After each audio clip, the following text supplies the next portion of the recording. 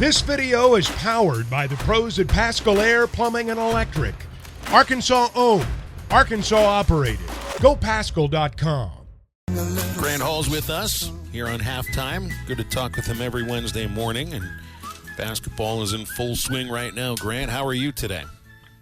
I'm fine. I was at the game last night, too, and Phil, I totally agree with you about the effectiveness of the pitch clock, and you get a game like last night with a lot of pitching changes and a lot of walks and things, and yet it still was just over 3 hours. So I think it's been a tremendous change for college baseball. Are you, Grant, I guess I would appreciate the idea that you're probably, a traditionalist when it comes to baseball. Have you been a convert as far as the pitch clock is concerned, or did you automatically think this would be a good idea? And I don't just mean college ball, also Major League Baseball.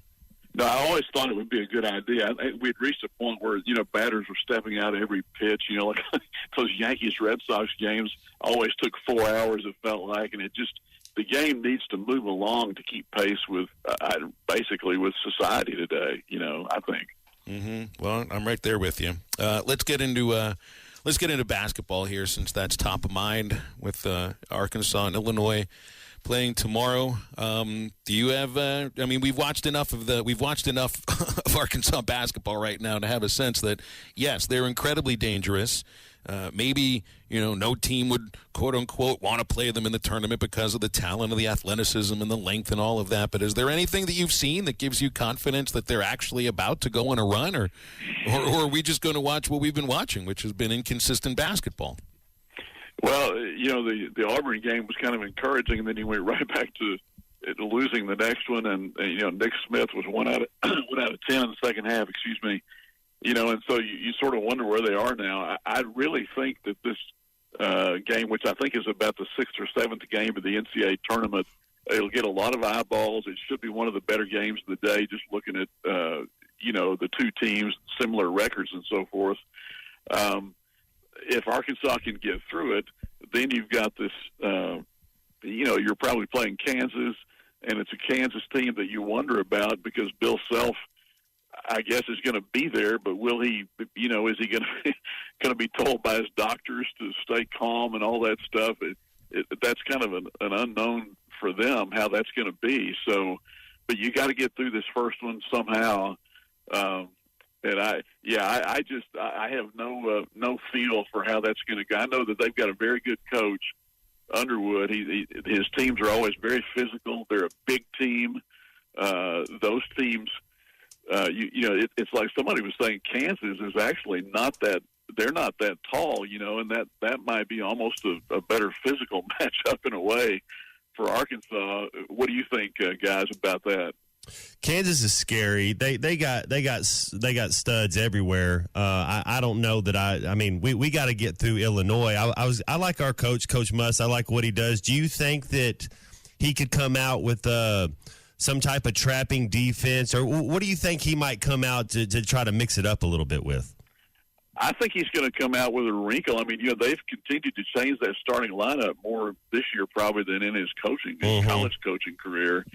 I think they would have taken a hard look at the 3 Illinois-Penn State games, all 3 of which Penn State won. So whatever they did, worked. I think they were close games mostly, but he'll have a good game plan, and I expect him to play well. I think it's going to be a great game, and can't wait to see it. Well, yeah, we get a little confidence going. It's just, Grant, to put 20 minutes together, so there's 40, then 20 minutes together against Kansas. If we were to play them, we have just not been consistent enough to even putting together 20 minutes, putting 2 halves together. So that's going to be the key. I think we really got to score on transition and defense. We're going to have to get 15 to 24 points in the defensive transition, fast break type of baskets to just get some easy baskets and try to make it a high scoring game, at least 70 plus for us to have a chance to beat Illinois.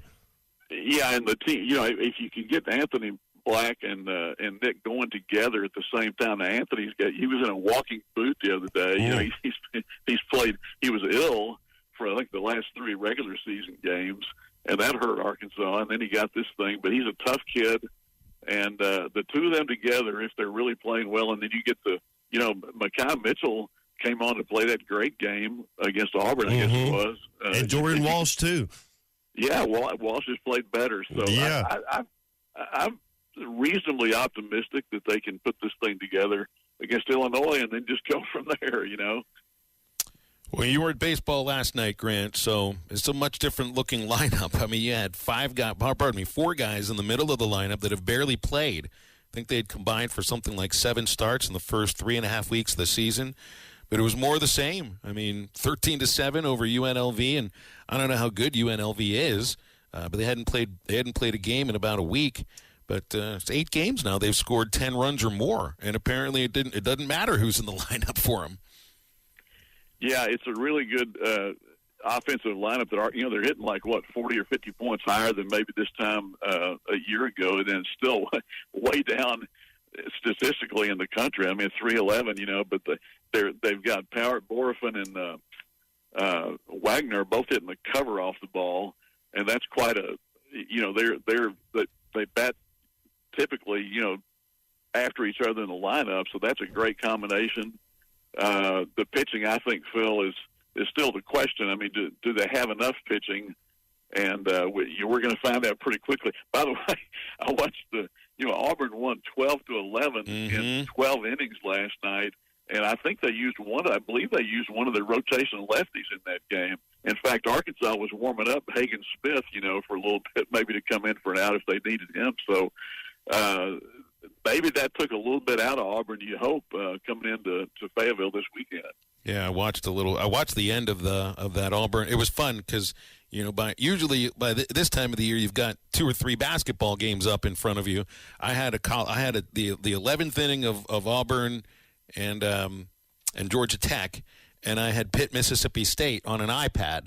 And actually, none of them were on TVs, a sign of the times. I had one on a laptop, one on an iPad, and I guess that's how we watch sports now. Mississippi State, it almost has to feel to them that they weren't even in the tournament, and I know a lot of people thought Vanderbilt should have been in winning 9 of their last 11. Maybe that would have been a better call, but I just don't think the committee could take 9 teams from the SEC. Yeah. It's interesting how you bring up the idea of, the last 10 or 11 games for Vanderbilt. And, Matt, you and I have not gotten into this before. We talked about it with Blake Lovell from Southeastern 14 on Monday. The parameters that the committee is supposed to select teams by has nothing to do with how they finished the season. You give the same amount of weight to a Saturday in January as you would to a Thursday in November. Now, there's certain mathematics that go with the team that you're playing and your strength of schedule and all of that. But what do you guys think about how it used to be, where you used to have to take into account the last 10 games of the season, and the idea that you're getting teams that have rounded into form? You know how a coach will always say, Matt, I want my team really starting to round into form in the middle of February, and that's when the last 10-game stretch kind of begins. I don't know if that would count conference tournament, but in that sense, maybe last year A&M does get in, and maybe this year Vanderbilt does get in. And you can watch a team that's really struggling near the end of the season and be like, they don't look like a tournament team right now. They had a hot start, so they make it in. Yeah, all I want is the regular season to matter. That's it. However they got to figure it out. I don't know if they're doing it the right way or not. I do think the last 15 games, if you're healthy and what's going on, should probably weight a little more than the first 15 when you're figuring out your identity, you're figuring out what team you are. But however they do it, I do want the regular season to matter. Yeah, I think Vanderbilt beat 5 NCAA tournament teams in that closing run, including Kentucky twice, and clearly they were playing well enough at the end. But every game, I think, counts as its own entity, and Texas A&M had that horrible start this year, and then they won something like 16 out of 19, and look at them now. So, we can argue it till kingdom come, but 68 teams, you ought to be able to get in there one way or the other if you're good. Well, the NIT is 64 teams, and Arkansas's women's team gets that thing started tomorrow, 7 o'clock against Louisiana Tech.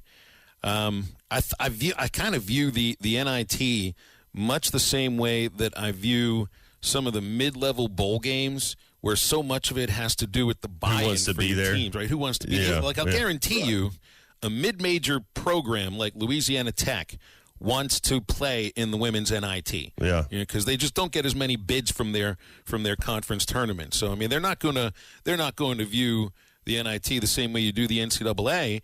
But I think, and I'm not questioning the buy-in for the Arkansas women's team. Well, we'll find out tomorrow, just watching that game, how much they buy into it.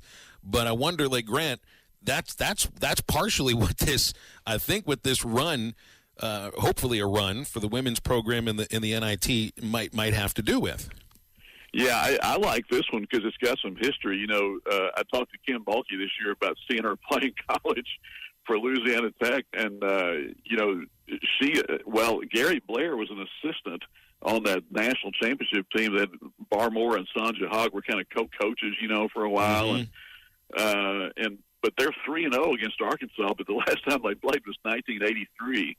So it's obviously much different now. The other connection there is Jim Robkin, who was the great Hog Wild Band director for all those years at Arkansas, and got everything going with the students and the crowd and everything. He's at Louisiana. I talked to him about a year ago, and it'd be great if he could come up here for the ball. I don't know if he can come up here for it, but so there's a little bit of connection there.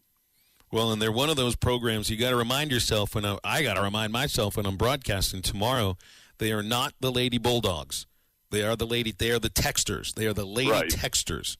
And back when they were called the Texters initially, there was no such thing as texting people. Now everybody's going to be confused. It's like, what? They're on their phones all day long during the game texting people? No, it's TECH. That's how we're doing it. Yeah, I got to remind myself that. BetOnline remains your number one source for all your sports betting this season. Everything from the NFL and bowl season to esports. You'll find the latest odds, team matchup info, player news, and game trends at BetOnline. BetOnline features live betting, free contests, and live scores for almost any sport or game imaginable. We're the fastest and easiest way to bet on all your favorite leagues and events. Head to betonline.ag to join and receive a 50% welcome bonus on your first deposit. Make sure to use the promo code BELIEVE to receive your rewards. That's BLEAV. BetOnline, where the game starts.